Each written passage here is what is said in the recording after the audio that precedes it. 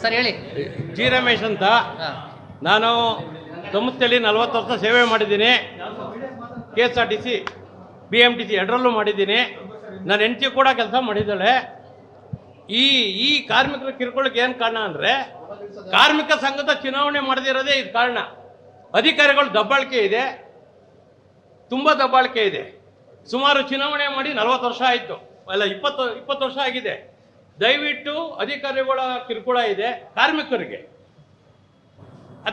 ಅದರಿಂದ ಈ ಮಹೇಶ್ ನಮ್ಮ friend junior assistant Mahesh depot 12 ಇಲ್ಲೇನೋ ರೆಕಾರ್ಡ್ ರೂಮಿಗೆ ಬಂದಿದ್ದಂತೆ ಬೆಳಗ್ಗೆ.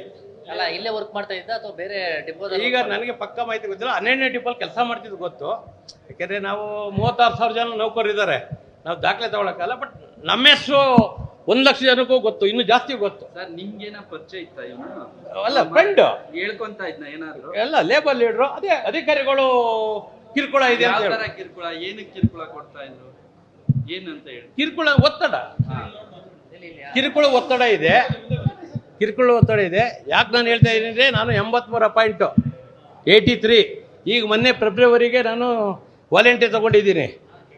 ಇಲ್ಲಿ ನಮಗೆ ಅಧಿಕಾರಿಗಳು ಕಾರ್ಮಿಕರ ಬಗ್ಗೆ ತುಂಬ ಕಿರುಕುಳ ಇದೆ, ಭ್ರಷ್ಟಾಚಾರನೂ ಇದೆ. ಅದು ಹೇಳ್ತಾ ಹೋದರೆ ಬೇಡ, TV ಮುಂದೆ ಗೊತ್ತಿದೆ ನಿಮಗೆ. ಎಲ್ಲ ಕಡೆ ಅಧಿಕಾರಿಗಳು ಭ್ರಷ್ಟಾಚಾರ, ದಬ್ಬಾಳಿಕೆ.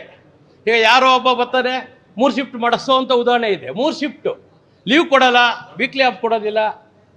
ಅದರಿಂದ ದಯವಿಟ್ಟು ನೀವು ಇದನ್ನ ಸರ್ಕಾರ ಗಮನಕ್ಕೆ ತರಬೇಕು. ಹಾಗಾದ್ರೆ ಈ ಸಾವಿಗೆ ಏನು ಕಿರುಕುಳ ಒತ್ತಡ ಕಾರಣನ? ಅಧಿಕಾರಿಗಳು ಕಿರುಕುಳ, ಅಧಿಕಾರಿಗಳು ಕಿರುಕುಳ ಟುಡೇ ನಡೀತಾ ಇದೆ. ನೀವೆಲ್ಲ ಡಿಪೋಗೂ ಹೋದರೆ ಇಂಥವು 100 ಉದಾಹರಣೆ ಸಿಗ್ತವೆ ನಿಮಗೆ. ಈಗ ನನಗೀಗ ಫೋನ್ ಬಂತು 1 ಅವರ್ ಮುಂಚೆ. ನೋಡಿ ಹಿಂಗೆ ಒಬ್ಬ ನಾಯಕನ ಯಾರು ಮಾಡಿರು ಅಂತ ಕೇಳ್ಬಾರ್ದು. ಪೊಲೀಸರು ಮಾಡಲ್ಲ, ನಮ್ಮ ಎಂಪ್ಲಾಯಿ. ಸರ್ ಎಲ್ಲಿದ್ದೀರಾ ಅಂತ. ನಾನು ಮೆಜೆಸ್ಟಿಕಲ್ಲಿದ್ದೆ, ಅಲ್ಲಿಂದ ಕಾರಲ್ಲಿ ಬಂದಿದ್ದೀನಿ ಹೇಳಿದೆ. ಅಲ್ಲಿದ್ದಾಗ ಅಧಿಕಾರಿಗಳು ದಬ್ಬಾಳಿಕೆ, ಸರ್ಕಾರದ ನಿರ್ಲಕ್ಷ್ಯ ಅಂತ ಹೇಳಬೇಕು. ನಮ್ಮ ಕಾರ್ಮಿಕರು ತುಂಬ ಕಿರುಕುಳ ಅನುಭವಿಸ್ತಾ ಇದ್ದಾರೆ. ದಯವಿಟ್ಟು ಅಧಿಕಾರದ ದಬ್ಬಾಳಿಕೆಯನ್ನು ತಪ್ಪಿಸಿ ಆಮೇಲೆ ಕಾರ್ಮಿಕ ಸಂಘಟನೆಗೆ ಚುನಾವಣೆ ಮಾಡಬೇಕು. ಇಲ್ಲಿ ಇದು ಮೊದಲೇ ಅಲ್ಲ, ಹಿಂದೆ ಕೂಡ ಇದೇ ರೀತಿಯ ಘಟನೆಗಳು ನಡೆದಿದೆ, ಸುಮಾರು ನಡೆದಿದೆ. ಕೆಲವರು ಬಸ್ಸಲ್ಲೂ ಆತ್ಮಹತ್ಯೆ ಮಾಡ್ಕೊಂಡಿರೋದು ಉದಾಹರಣೆ ನೋಡಿರ್ಬೇಕು ನೀವು. ಬಸ್ಸಲ್ಲಿ ಮಾಡ್ಕೊಂಡಿದ್ದಾರೆ, ಕೆಲವರು ರೆಸ್ಟ್ ರೂಮಲ್ಲಿ ಮಾಡ್ಕೊಂಡಿದ್ದಾರೆ. ಹಿಂದೆ ಇದು ಕೇಂದ್ರ ಕಚೇರಿಯಲ್ಲಿ ಮಾಡ್ಕೊಂಡಿರೋದು ಇದೇ ಫಸ್ಟು. ನಿಮ್ಮ ಹೆಸರು ಹೇಳ್ಬಿಡಿ ಸರ್. ಜಿ ರಮೇಶ್ ಅಂತ. ನಾನು ಕಾರ್ಮಿಕ ಮುಖಂಡರು, ಕೂಟದ ಕಾರ್ಯಕರ್ತ, 40 ವರ್ಷ ಸೇವೆ ಮಾಡಿದ್ದೀನಿ. ಆಮೇಲೆ ಕೋಆಪರೇಟಿವ್ ಸೊಸೈಟಿಲೆಲ್ಲ ನಾನು ಡೈರೆಕ್ಟರ್ ಆಗಿದ್ದೀನಿ.